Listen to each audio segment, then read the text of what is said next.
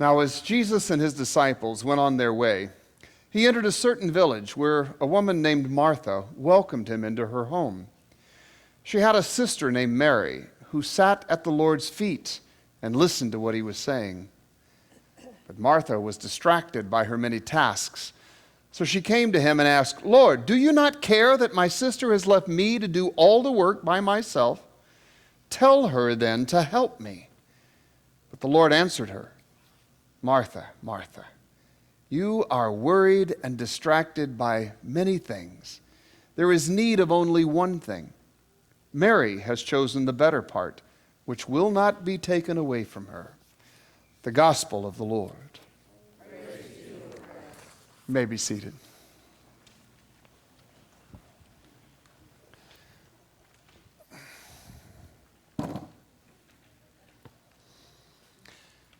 Can you imagine it? Jesus sitting in your living room, chatting with you, focused on you.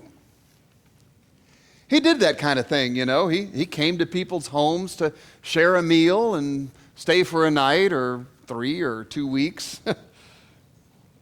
In our story today, he's the guest of 2 sisters, Martha and Mary. Now, we don't know what these sisters were like on the whole, but going simply by this story, many preachers down through the ages have said, this is a situation of doing and being. Martha was the doer, and Mary was the beer. Or, Mary was the learner, and Martha was the server. And so with a guest in her home, especially with a prominent young rabbi like this Jesus of Nazareth as her guest, Martha is doing exactly what she has been taught to do by her family and her whole culture. She's working to be a good host. She's preparing a meal. She's sprucing up a bit while her sister Mary is, not. And Martha is not happy about this. Now, honestly, I understand Martha. You see, I grew up with her. The rest of us in the house knew that when company was coming to the house, look out. I love my mother dearly, and she's not sitting right here this morning so we can talk. But it wasn't fun when company was coming.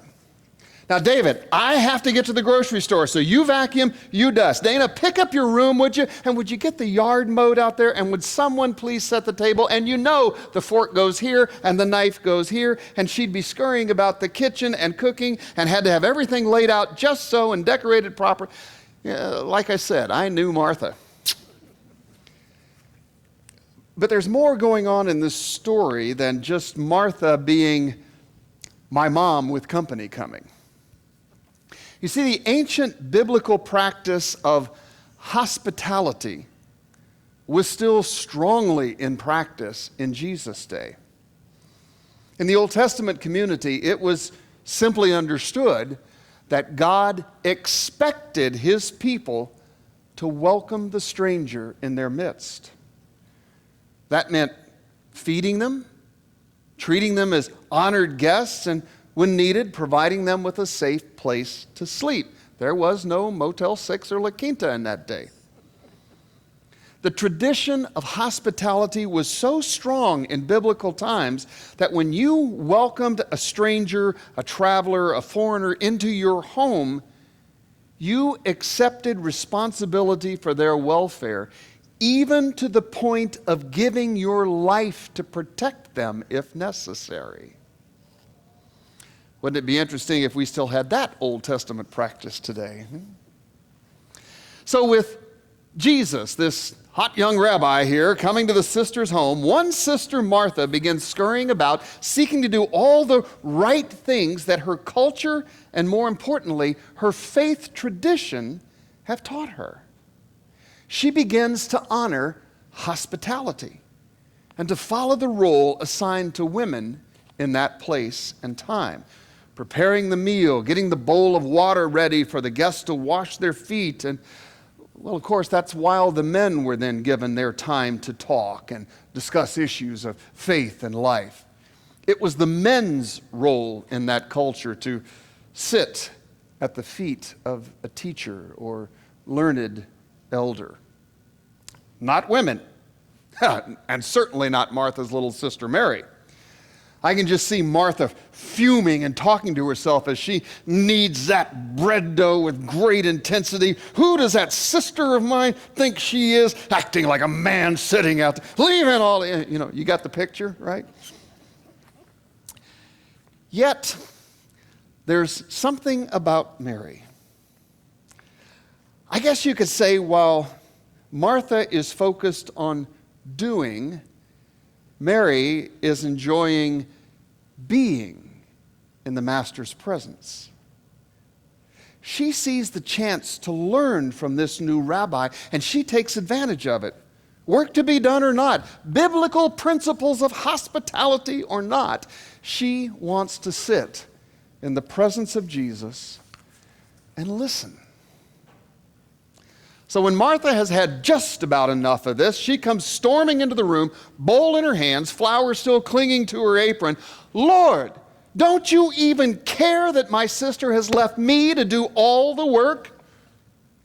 And I know she fully expects Jesus, a good man and a teacher of the faith, to support her in telling Mary that it's time to get her duff off the floor and get busy helping, fill her proper role.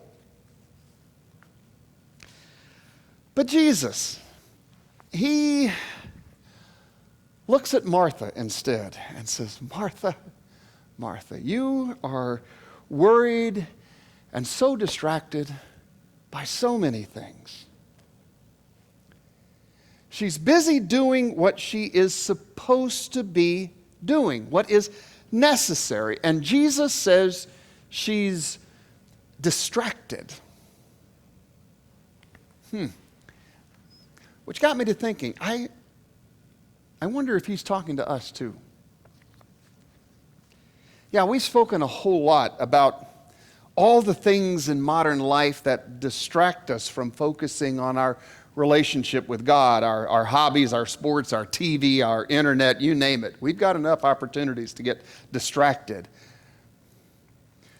But what this text makes me ask, what are those modern things that we are supposed to be doing? You know, the cultural expectations, the role expectations that keep us from just being in the presence of Jesus. Well, I'm afraid that if I don't have my kids in baseball and soccer and dance team and band and taking lessons in at least 19 things, if I don't serve as their baseball coach, if I don't spend all Sunday with them at SeaWorld or Fiesta, Texas, well, the people are going to think I'm a bad parent. Or I'm afraid that if I don't work 70 hours a week, I'm going to lose my job and I've got a mortgage. Or maybe I'm so busy serving because I have to admit that I feel worthless when I just sit, even when it's sitting in the presence of Jesus in worship. Sad to say, in our church, 25 to 30% of our people gather in the presence of Jesus to worship on any Sunday. And an even smaller percentage take the time to meet with Jesus in a faith and life study. And that's not just us. That's true of Christians in this country as a whole. Jesus continued, Martha, there is only one thing that's truly important. And Mary has got it right. Now, instead of her getting up to join you, why don't you put down the bowl? Come and sit with me. Learn from me. I will tell you about our Father in heaven and what is really important to God. I will teach you what it means to truly be one of God's people in this world. So come, sit.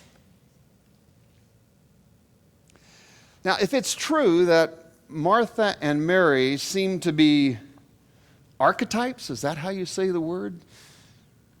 If they are archetypes for the life of discipleship, the learner and the server, the student and the worker, is Jesus saying serving is not important? By no means. As the writer of James said, faith without works is a dead thing. And Martin Luther, Mr. Grace and Gospel himself, he exhorted his followers to remember that faith is always to be active in love. Faith active in love was one of his mantras. So yes, all of us who belong to Jesus are to be actively seeking to show God's own love and care to all people, friends and enemies, people we like and people we don't like, people who share our religion and people who don't. The things that Martha is doing, those are good things. But I do think there's a reminder here. We have so many great ways to serve God by serving others in this congregation and outside of it, from mission trips to feeding hungry people to serving on the altar guild or singing in the praise team. I hope everyone is seeking out their own ways to serve God by serving others. The bulletin's full of them every week. It is crucial to a healthy faith life. But what Jesus is trying to help us see is the importance of where our serving begins. It's the basis, the foundation of it all. Where do we find the power to love in a world so filled with, well, just plain meanness? Only in the presence of Jesus. Something interesting about us human beings, that it's only in understanding how much we are loved that we can truly love. How much we have been forgiven that we can forgive. How patient God has been with us that we can be patient with others. Back as we started, I spoke about imagining that Jesus had come to you and was sitting in your living room and focused on you. Well, the reality is, each week, Jesus does come to you. He calls you into his presence to be with you, but he's not the guest. He's the host. Remember, he said, I came not to be served, but to serve. And he comes to us this day, right here in this odd worship space, to offer us his life, his forgiveness, his love, his mercy, so that we may be filled and fulfilled. Jesus is here today. Not just in that chair, but he speaks to us in and through his word proclaimed. He brings us to his table as his own beloved sinners. He brings us together as his children to set us free from everything that weighs us down. And then he not only sends us out into daily life, he goes with us, ahead of us, to lead the way as we seek to be his hands, his mercy, his heart in this world. You're not alone. You are never alone. Yes, doing things with our kids and serving in neighborhood organizations and working hard are all good things, God-pleasing things even. But the foundation of everything is our faith, our relationship with Jesus. So come on, Martha, put down your bowl and come sit with Mary and find life. To God be the glory. Amen.